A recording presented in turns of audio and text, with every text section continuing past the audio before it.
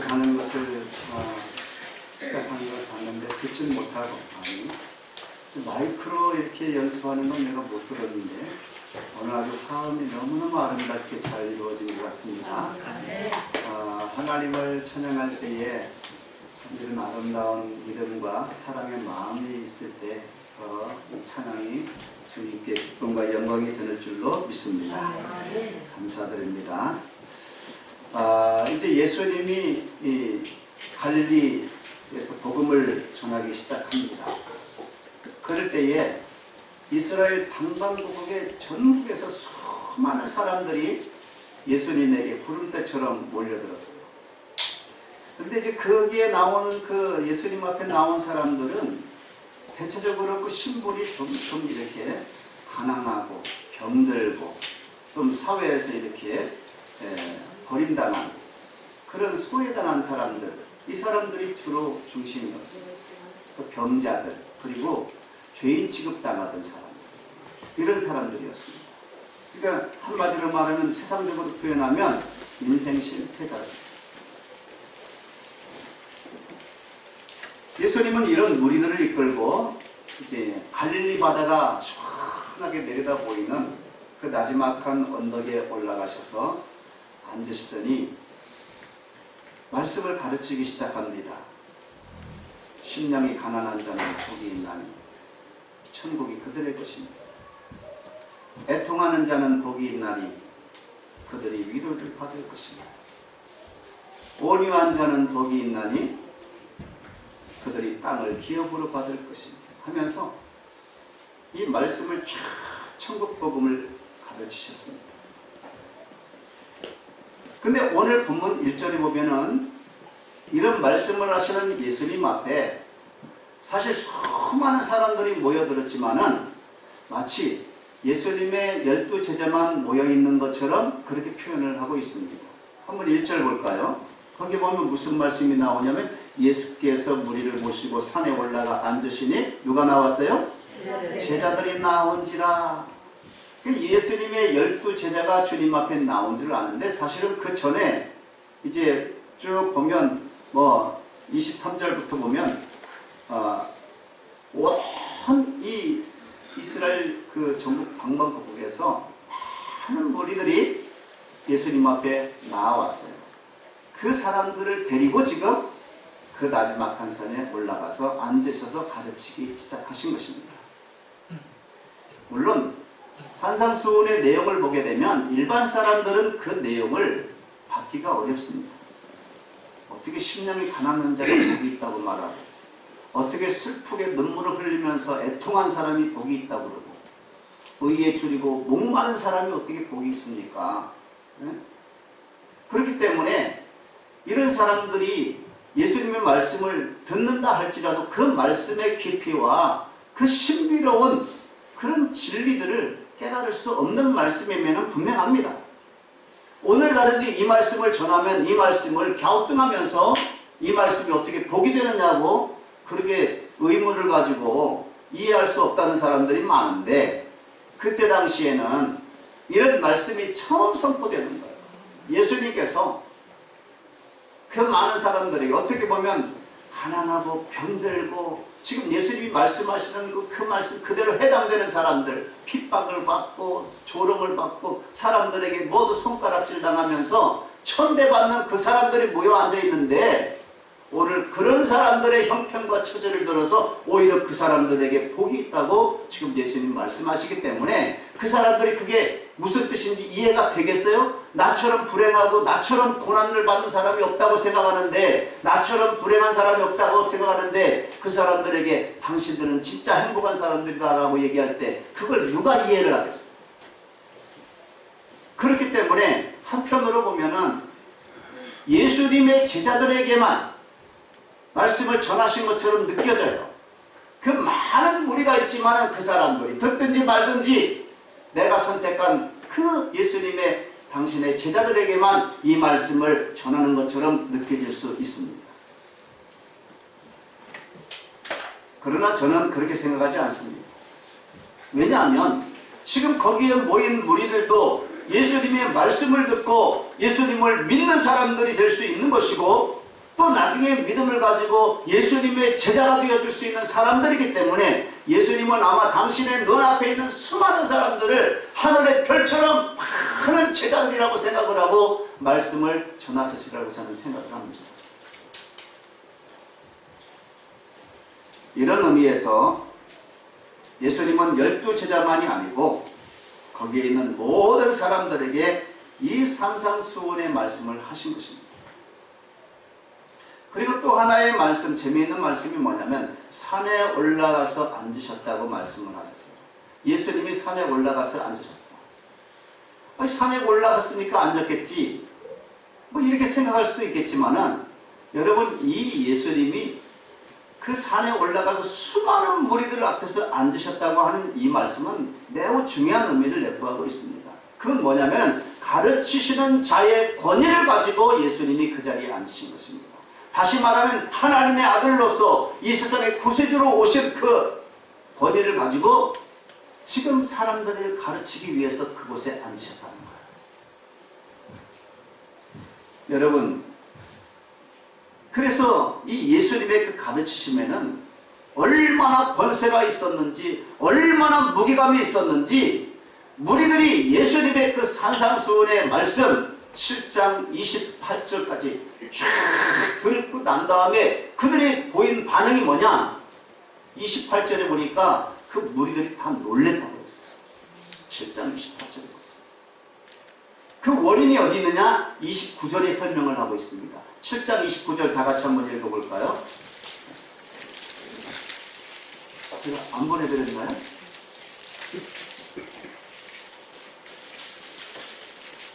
이상하다. 나는 꼭 보낸 것 같은데 다 안 보냈어요? 하나도 안 보냈어요? 야, 진짜 머리가 이게 정리를 해가지고 제가 설교를 탈구하는 순간이 거의 한 1시 반이나 2시입니다. 2시 반, 2시쯤에 이제 보내놓고 내가 집에 가는데 나는 분명히 어제 보냈거든, 내가 생각할 때는. 근데 이게 착각인 것 같아요. 야, 참 희한해. 이거 어떡하냐. 그러면 찾아봐야지. 28절. 마태복음 7장 29절. 시작. 이는 그 가르치시는 것이 권위 있는 자와 같고 그들의 경건을 받지 아니함이라. 아멘. 가르치시는 자가 이 예수님이 누구와 같고 권위 있는 자와 같았다는 거예요.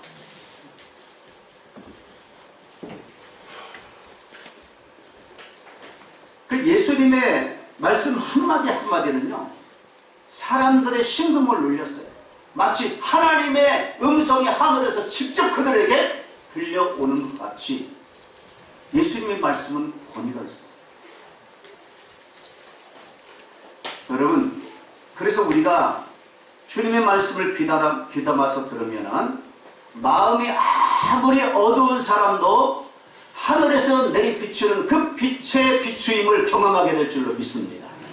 그리고 아무리 단단히 굳어져 있는 그 마음까지도 우리 주님의 말씀을 가만히 귀담아 들으면 그 말씀이 완전히 깨어지고 우리의 영혼의 문이 활짝 열리면서 우리의 깊은 곳까지 들어와서 하나님의 말씀이 자리 잡게 되는 것을 경험하게 될 줄로 믿습니다. 여러분, 하나님의 말씀은 그렇게 권세가 있고 우리 주님의 말씀이 지금 그런 권위를 가지고 많은 무리들 앞에서 말씀을 가르치셨다, 그 말입니다. 여러분에게도 그런 은혜가 있기를 축원합니다. 오늘 말씀을 듣는 중에 여러분의 마음이 환하게 밝아지고 여러분의 심령 가운데 하나님의 말씀이 자리 잡는 그런 체험을 하는 놀라운 은혜가 있기를 원합니다. 자, 오늘 본문을 보면요, 이제 복이 있나니라고 하는 말이 계속해서 반복되어 나옵니다. 몇 번 나오는지 아세요? 네? 팔복이니까 8번 나오겠지. 그러나 자세히 보면 9번 나와요. 그 마지막 끝부분에 한 번 더 나와. 그렇지만은 이걸 구복이라고 말하지 않고 전통적으로 팔복이라고 이야기를 하는 것은 그 맨 마지막에는 다 종합해서 정리하는 내용이기 때문에 그렇습니다. 자, 우리가 이 팔복을 읽으면서 꼭 명심해야 될 진리가 몇 가지 있어요. 그래서 그걸 오늘 말씀을 드리려고 해요. 이 팔복은요, 예수님 자신의 성품인 동시에 예수님을 따르는 제자들의 성품을 이야기하고 있다는 거예요. 예수님의 성품인 동시에 오늘 예수님을 따르는 우리의 성품이라야 된다는 것을 예수님은 말씀하고 있다, 그 말입니다. 자, 내 성품이 이러하니까 나를 따르는 너희의 성품도 이러해야 된다라고 가르치고 있어요. 그러므로 여러분, 이 8가지를 개별적으로 따로따로 그렇게 분리해가지고 생각을 하면 안 됩니다. 무슨 말인가 하면 어떤 사람은 그래 심령이 특별히 가난한 사람이 있어. 그 사람 복이 있어. 또 어떤 사람은 특별히 온유한 사람이 있어. 그 사람은 그 온유한 사람이 받는 복을 받을 수 있어. 이렇게 생각을 하지 말아야 된다는 거예요. 이것은 예수님의 성품의 그 전체적인 모습입니다. 이 팔복이라고 하는 것은 예수님의 성품이 이렇다는 거예요. 그 성품이 그 안에 다 그런 게 담겨져 있다는 것입니다. 그러므로 우리가 예수님을 따르면서 예수님의 성품을 우리 심령 가운데 받아들이게 되면 우리 심령 가운데도 이 팔복의 놀라운 역사가 이루어진다는 거예요. 예수님의 성품인 동시에 오늘 저와 여러분의 성품이라야 된다, 그 말입니다. 여러분, 이 팔복이요, 예수님 자신의 성품을 이야기하는 것이기 때문에 흔히 이 팔복을 가리켜서 예수님의 초상화다 이렇게 말을 합니다. 예수님의 초상화. 정말 그런 것 같아요. 팔복을 가만히 읽으면서 그 내용을 음미해 보면은 우리가 예수님을 보는 것 같아요. 예수님의 초상화를 보는 것 같습니다. 8가지의 칼날을 가진 수많은 조각들이 그것들이 다 모여가지고 예수님의 아름다운 그 초상화를 만들어 놓은, 마치 그걸 뭐라 그러죠? 여기에 조각을 가지고 이렇게 그걸 모자이크라 그러잖아요. 모자이크. 뭐 많게는 수천 개, 수만 개의 그 조각들을 가지고 그렇게 어떤 그림을 다 형상화시켜요. 또 어떤 거 보니까 어떤 거는 사진 있잖아요. 사진. 그 사진을 수만 개를 가지고 이렇게 색깔별로 조합을 해가지고 어떤 예수님의 영상을 이렇게 만들어 놓은 그런 작품도 있더라고요. 그러니까 우리가 그것을 가만히 가까이서 들여다보면 그 하나하나의 그 조각들이 다 나름대로 독특한 색깔을 가지고 있고 독특한 모양을 가지고 있어요.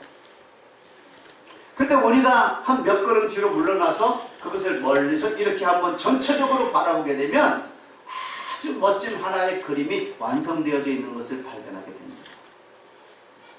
여러분, 이렇게 예수님의 이 성품이라고 하는 것은 가만히 뜯어보면 한 가지 뜯어보면 그 나름대로 은혜가 있고 나름대로 참 감동이 있고 우리에게 교훈이 되지만은 또 그것을 멀리서 종합적으로 쫙 보면 그것이 정말 예수님이 이런 분이구나 이걸 느끼게 된다는 거예요.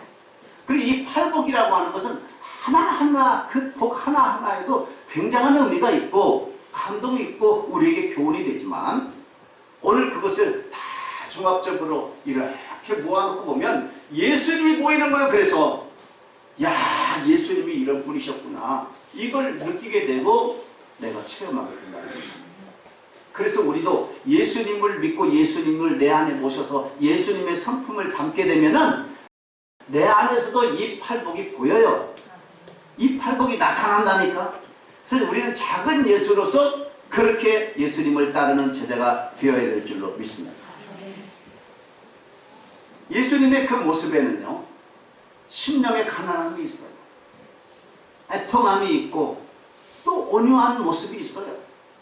그리고 의를 위해서 줄이고 목마름이 있습니다. 거기에는 참 마음의 청결함도 있고 긍휼히 여기는 마음도 있고 의를 위해서 박해를 받은 그 얼굴의 모습이 예수님의 모습 속에 다 나타나 있어요. 치솟아가 버립니다. 그러므로 주님이 이 팔복을 말씀하시는 저희가 뭐냐? 오늘 우리에게 말씀하시는 그 이유가 뭐냐? 내가 이러이러하니 너희도 이러이러해야 한다는 것. 나처럼 되라 그 말입니다. 한마디로 말해서 예수님 앞에 나와서 예수님 말씀을 듣고 따르려고 하는 그 사람들을 향해서 너희도 나처럼 되라. 그렇게 말씀하신 내용이 팔복입니다. 그렇습니다. 우린 예수님처럼 되어야 됩니다. 진정한 구원은 작은 예수가 되는 거예요. 막연히 그냥 천당 들어가는 것을 의미하지 않습니다.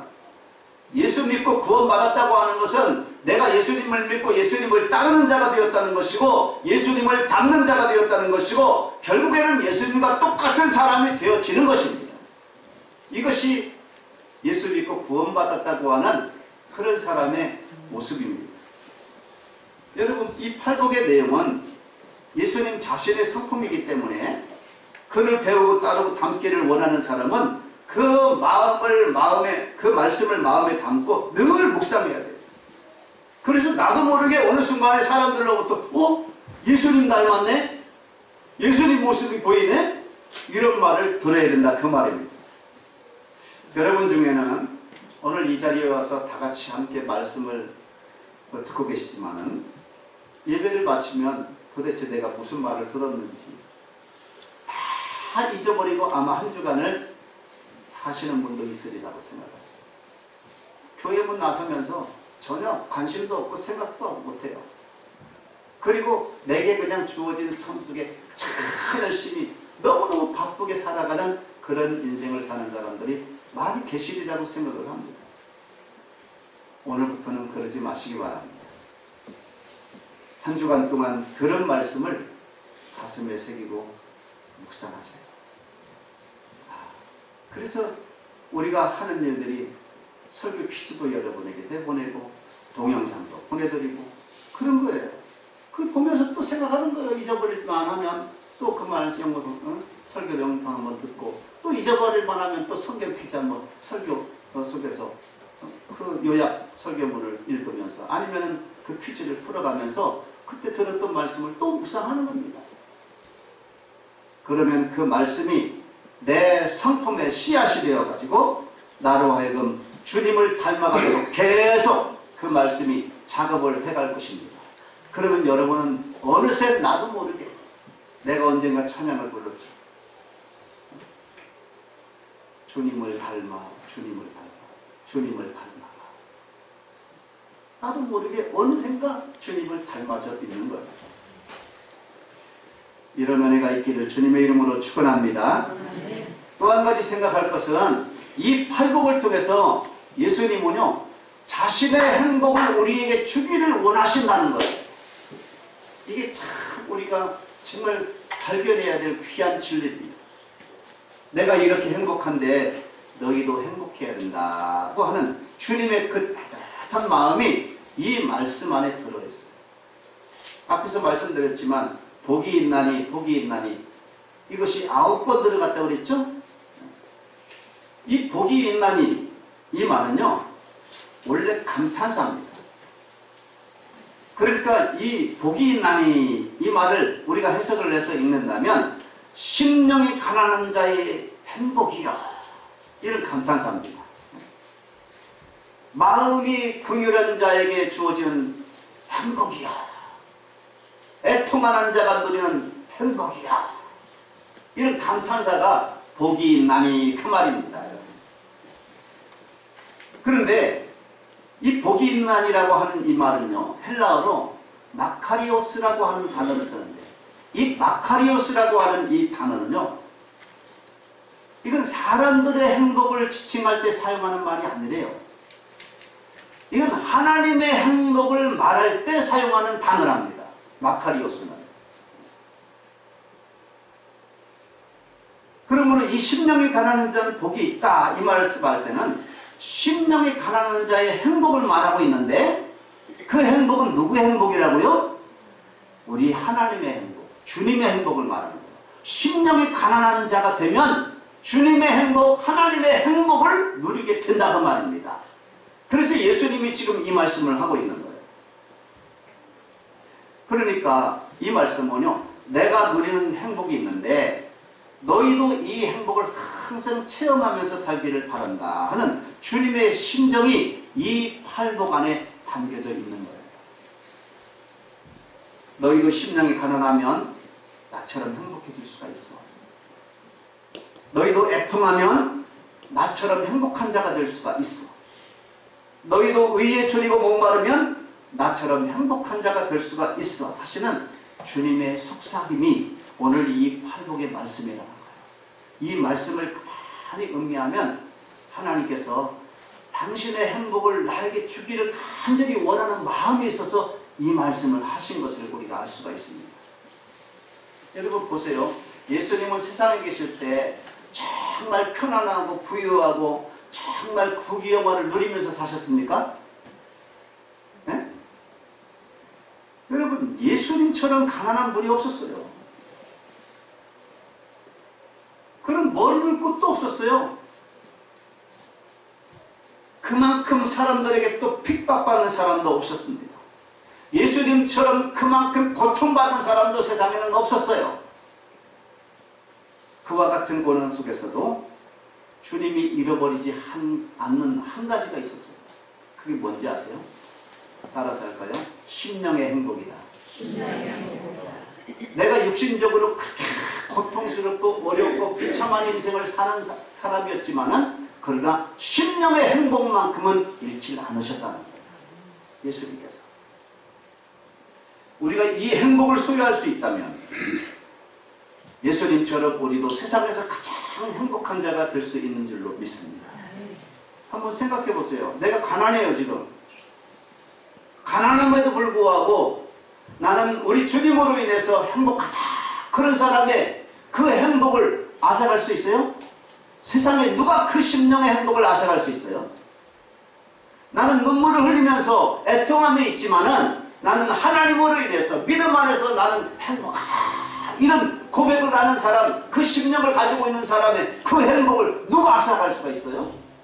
여러분 세상 것으로 행복을 내가 누리고 있다고 생각하는 사람들은 그거 없애버리면 그 사람은 다시 불행해지는 거예요.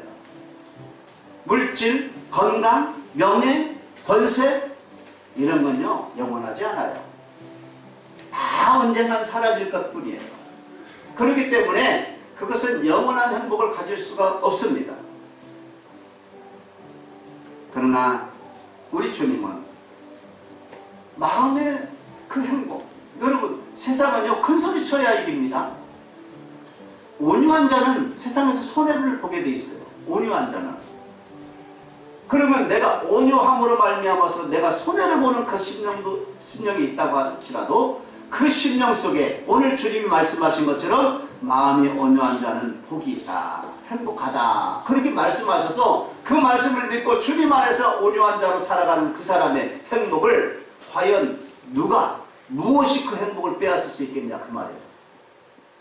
없습니다. 그러므로 예수님이 말씀하시는 이 행복은 이 세상에 그 무엇도 줄 수가 없고 또 반대로 그 무엇도 그 행복을 빼앗아갈 수가 없는 행복입니다. 오직 하나님만이 누리는 행복, 또 하나님의 자녀요 제자만 누리는 행복, 이 행복이 저와 여러분에게 있는 줄로 믿습니다. 이 행복을 주님이 우리에게 가르쳐 주시는 거예요. 지금. 여러분 세상에는요 누구나 태어난 사람은 행복을 원합니다. 자기 행복을 추구할 수 있는 권리를 가지고 있어요. 그렇기 때문에 우리는 다 행복을 원해요. 행복 원하지 않는 사람이 있어요? 그래서 사람들은요 그 행복을 위해서 아침부터 밤늦게까지 그냥 불이 나도록 발바닥에 불이 나도록 뛰어다니는 거예요. 앞뒤 가리지 않습니다. 마치 행복이 자기 인생의 목표인 것처럼 그렇게 인생을 살아가요.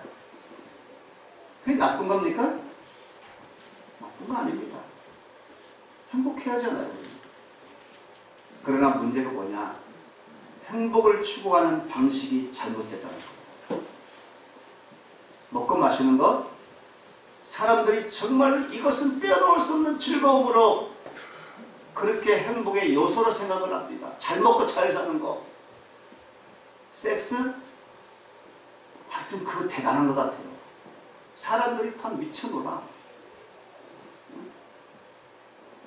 여러분, 그러나 그러한 먹거리와 아니면 내 성욕을 채우는 어떤 요소가 나에게 진정한 행복을 줍니까? 결코 나에게 행복을 줄 수 없습니다. 또 명예와 권세가 나에게 행복을 가져다 줍니까? 절대 그것이 나에게 행복을 가져다 주지 못합니다. 대통령이 되면, 국회의원이 되고 장관이 되면 다 행복한 것 같죠? 절대 그렇지 않습니다. 제가 그래서 여러분에게 그런 오늘 그 칼럼을 그 주보 안쪽에 실었는데, 거기에 보면 다 잘 나가는 사람들, 판사, 변호사, 뭐 국회의원 이런 사람들 다 보면 나름대로 가정의 자녀들의 문제라든가 여러 가지 문제 때문에 너무너무 정말 낙심하고 절망하고 그런 모습으로 살아가는 그런 것들을 제가 적어놨어요. 그거 한번 읽어보세요. 그것만 가지면 마치 모든 것을 다 가진 것처럼 행복한 줄 아는데 절대 그렇지 않습니다.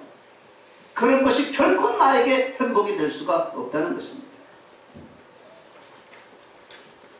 여러분 잘 기억하시기 바랍니다. 죄는요, 우리의 눈을 가리고 우리를 속이는 거예요. 어떻게 속이느냐? 우리에게 행복을 주겠다고 속이는 겁니다.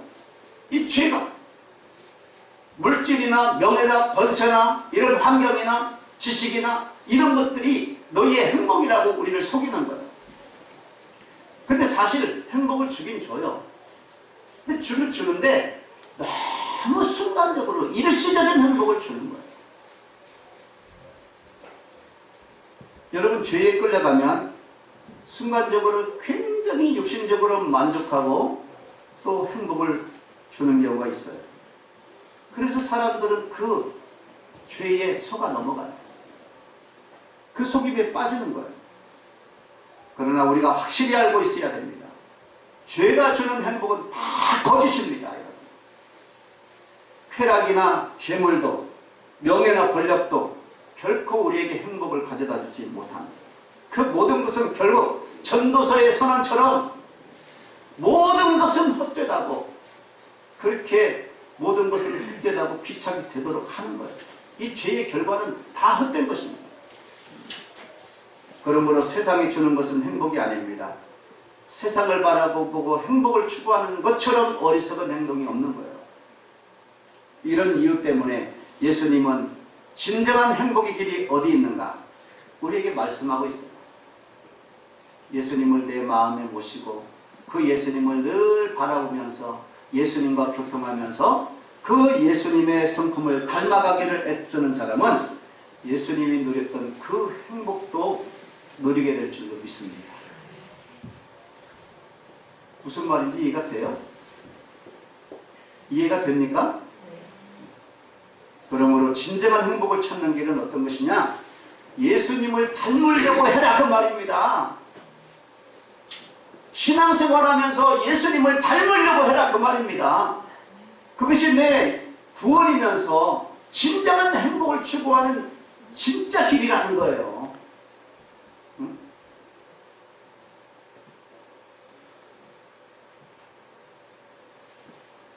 예수님의 심령이 가난해서 행복하셨다면 나도 심령이 가난해지면 예수님처럼 행복해질 수 있다는 거 아니에요. 예수님이 온유해서 진짜 행복을 누렸다면 나도 예수님처럼 온유하면 나도 예수님의 행복을 누릴 수 있다는 것 아닙니까?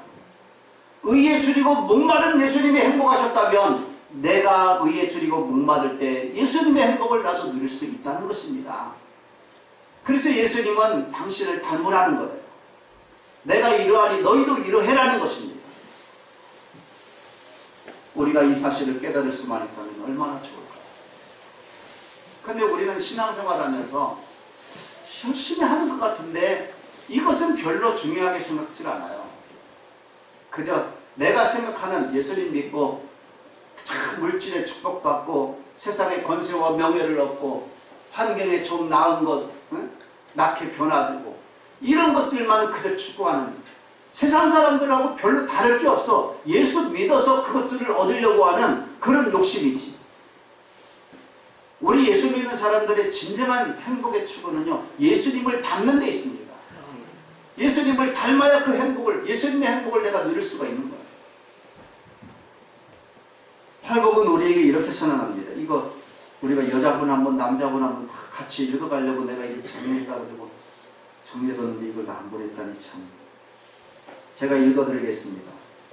행복은 소유로 만족하는 데 있지 않고 예수님처럼 심령이 가난한 데 있다. 행복은 웃고 즐기는 데 있지 않고 예수님처럼 애통하는 데 있다. 행복은 강한 데 있지 않고 예수님처럼 온유한 데 있다. 행복은 욕망을 충족시키는 데 있지 않고 예수님처럼 의에 줄이고 목말라 하는 데 있다. 행복은 무정하고 차가운 데 있지 않고 예수님처럼 긍휼히 여기는 데 있다. 행복은 더러운 마음에 있지 않고 예수님처럼 청결한 마음을 가지는 데 있다. 행복은 다투고 갈등하는 데 있지 않고 예수님처럼 화평케 하는 데 있다. 행복은 불의와 타협하는 데 있지 않고 예수님처럼 의를 위하여 핍박을 받는 데 있다. 여러분, 오늘 이 말씀을 우리 마음에 담아야 될 줄로 믿습니다. 예수님을 여러분의 심령의 왕으로 모셔드리고 그분이 우리의 모두의 행복의 원천이 될 것을 믿고 늘 예수님을 주목하면서 예수님을 닮기를 노력하시길 바랍니다. 그러면 놀라운 일이 일어날 거예요. 이 설교를 하면서 저도 여러분처럼 되고 싶었어요. 그리고 예수님처럼 되고 싶었어요. 그리고 예수님이 누리던 그 행복을 저도 소유하고 싶습니다. 우리 모두 그렇게 될 수 있습니다. 이 은혜가 저와 여러분 모두에게 있기를 주님의 이름으로 축원합니다. 기도하겠습니다.